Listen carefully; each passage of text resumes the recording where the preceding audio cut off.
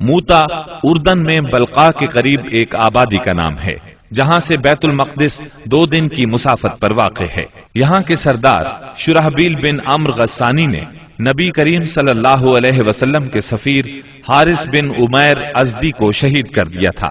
وہ نبی صلی اللہ علیہ وسلم کا خط لے کر اس کے پاس گئے تھے۔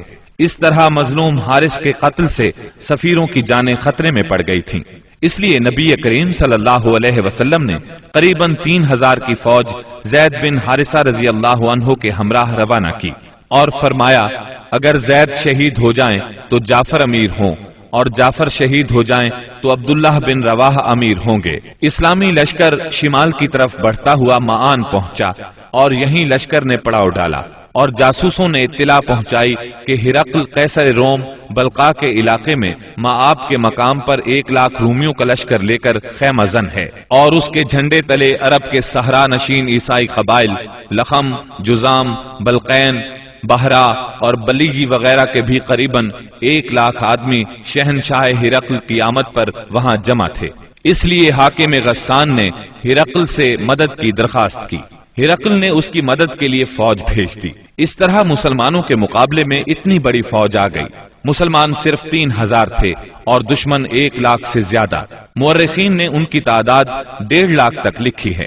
اتنی بڑی تعداد دیکھ کر مسلمان سوچ میں پڑ گئے۔ اس کے بارے میں انہوں نے آپس میں مشورہ کیا تو کچھ لوگوں کا خیال تھا کہ ہم رسول اللہ صلی اللہ علیہ وسلم کو تحریری طور پر دشمن کی تعداد کی اطلاع دیں۔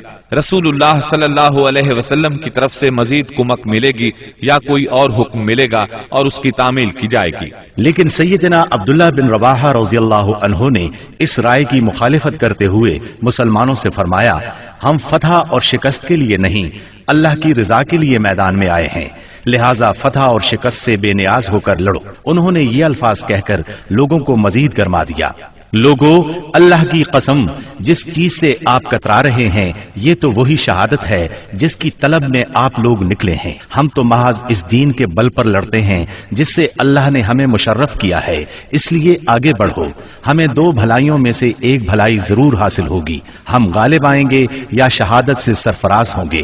آخرکار سیدنا عبداللہ بن رواحہ رضی اللہ عنہ کی پیش کی ہوئی بات پر عمل کیا گیا اور اس طرح جنگ شروع ہو گئی۔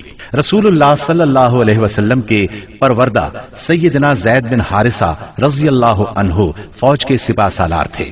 سیدنا زید بن حارثہ نہایت جواں مردی سے لڑتے اور دشمنوں کو مارتے کاٹتے آخر شہید ہو گئے۔